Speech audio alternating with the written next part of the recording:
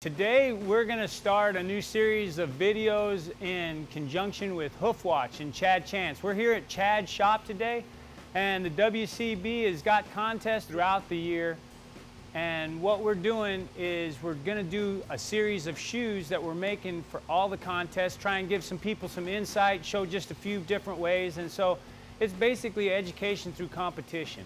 And we'd just like to thank Chad and Susie for putting on Hoofwatch, and it's going to be a great team and a great partnership. Today we're going to make a shoe called the Toe Grabber, and it's a shoe that has an inline heel cock.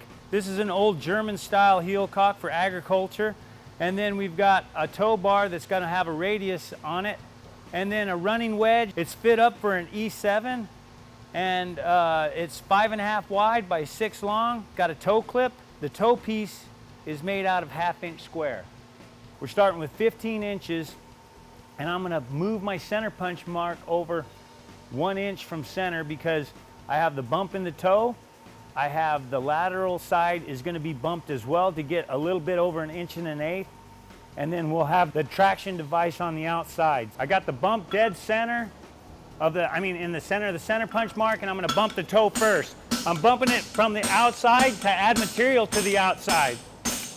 It's a 3-point contact shoe, so you want to have a pretty good piece of material in your toe, but you're putting a toe bar on there, so you don't need a whole bunch. I'm just trying to get width. I don't want it thicker, I just want it wider. Something for that foot to sit on. There we go. I have a noticeable width. I have plenty of material at the very end to forge my heel cock on there. Almost 2 inches in those 2 heats. I'll crack the toe on this next heat. All right, I'm holding on to the lateral side, my center punch mark here, and I'm just gonna crack it. I got more leverage holding on to it from the outside. Kind of just seat everything out and get all that pucker out of there. Just tightening up the edges right there. Bringing that toe right to the end.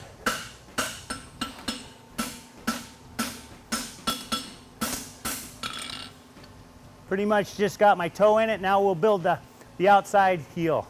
We're just gonna come up here and basically like you make a Scottish heel, we're just gonna use the round side of the hammer. And I wanna be as steep as possible. There we go. And we're gonna come in here and flatten it up with the hammer. Perfect. And then I can get a lot of this with my flatten it up with the hammer. All right, perfect. And then I'm just going to come in here and flatten it up again. All right, we're going to get rid of some of the material and line up all of this material and try and make a nice parallel. So now that's going to be our heel. That's the cock on there. Just get it nice and flat and then score it with the hammer.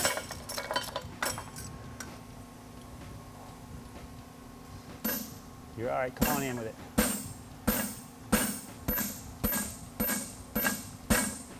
Perfect. We've got 2 scores. See how this made the outside check? This is the inside check. All I'm going to do is fold them over. This is going to be flattened up so it secures the end of our cock and doesn't want to roll up after we weld it.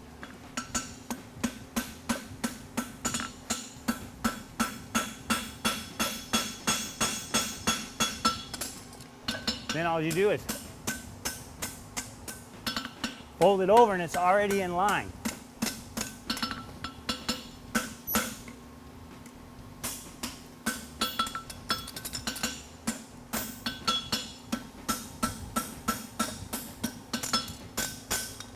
I've already got it in line. I've got a point of contact to weld here and obviously the whole cock itself, but I'm pretty well set up. Just putting the flux, get it all set down and then hold it right over the edge.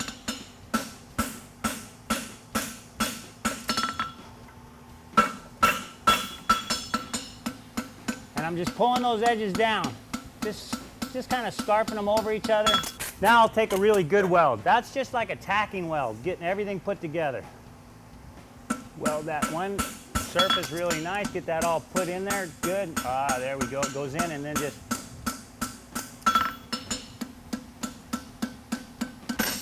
There you go. There you go. Perfect. Everything's pretty well secure. I'm gonna rasp the end off and make all my lines clean, but it's on there. It's pretty simple, Simon. I'm just going 2 right angles. I'm gonna get it this way and get this end. I think the intent of this shoe is that you don't want to have a big old long check to where you have to fit with tons and tons of width. So the angle on this inline caulk is going to be half your check to where your check comes down into the center of the heel. All right, he's kind of got a hybrid wedge on here. I'm just going to square this up a bit.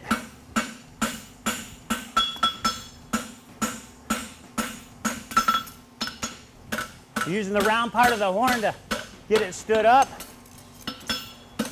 And I got plenty of leverage to bump. Now I'm just going to let it fall away from me.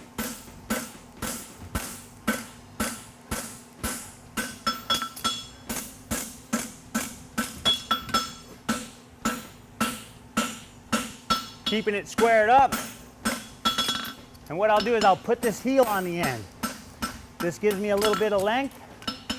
Putting a heel, just kind of taking that corner away. And then I'm just gonna slide my hammer down the back edge of it until I make ground contact with the foot surface. Then you come over here.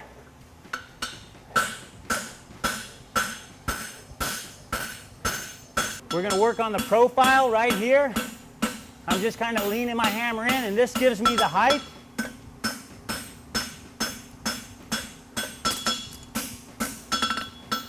And then I'll just come here and come around the corner so I don't have as much rasping to do in the rasping part of it. I don't think it's good to hit it down like this because it mushrooms it. So when you hit down your wedge to get a flat spot on it, that gives you your flat spot on the top without mushrooming the top of it. Take the half down and just clean up all the edges, all the hourglassing. So I'm sitting pretty good. I'm using the branches, and then I have my toe. I line it up with this edge, the front edge of it, and then scribe my mark. Now I've committed to my toe. On big stock, I like to get the heel quarter really put in there. I like to overbend it. The reason I like to overbend it is now I'll come back on the horn and I'll move everything back out again. I can use 2 points of contact on the horn to open everything up. Put that nice shape in there. Really show off my toe a little bit here by just putting a nice inside quarter on there. Then we get our striker.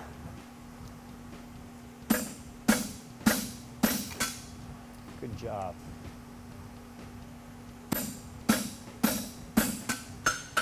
Clean up my edges, frog eyes,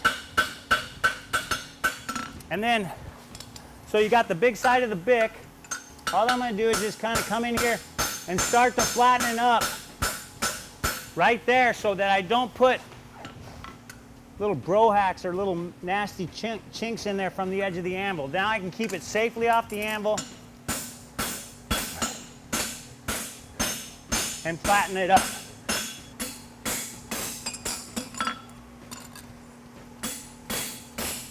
Quarter bend, you don't want to hit with the tip of your hammer, you want to hit with the heel of your hammer. Over bent, come where the toenail is, behind the horn, go out to the heel quarter and then over and around. From the toenail, we're behind the hump of the horn or the horizon of the horn, go to the heel and then go over the top and bring it on around.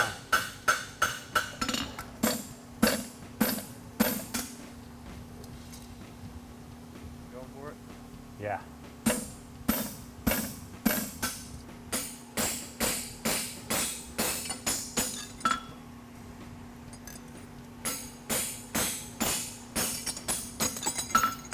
mark a line from the edge of the nail hole, and then mark a line from the edge of the nail hole.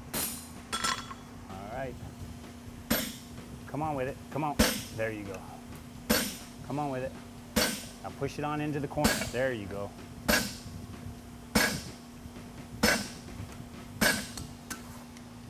And I got a nice source hole.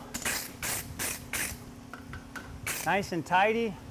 Nice sharp corner. Come right here, and I'm just gonna take the side of my hammer and just push material back into that corner a little bit to get it nice and flat. This gives me a nice surface to weld it to. This is a piece of 1/2 inch square. All I'm going to do is I'm going to get it curled around the horn.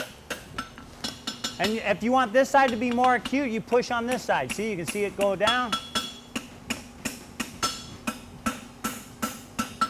I got it pretty much.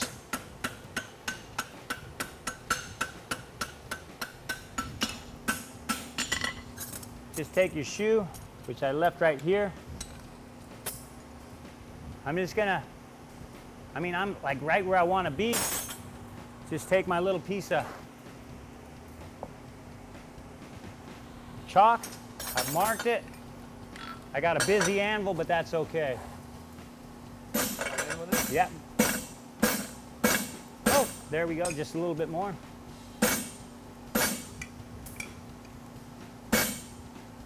All right, so now all I'm gonna do is pick it back up a little bit. Pick those squares up.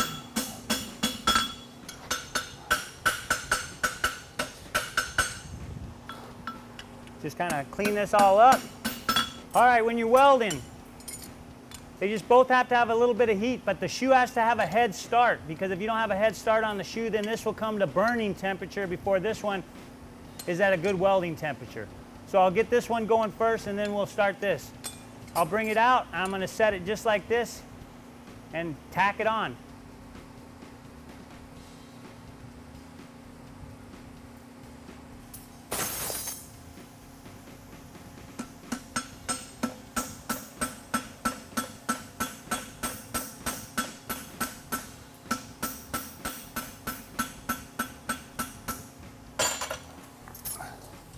It's either on or off at this point, so you don't.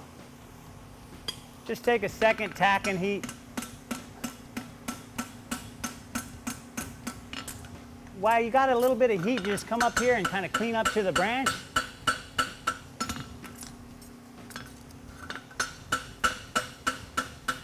That kind of makes a nice transition into that toe, and then get all the junk off of there. What I'll do is I'll rasp these to where they're even.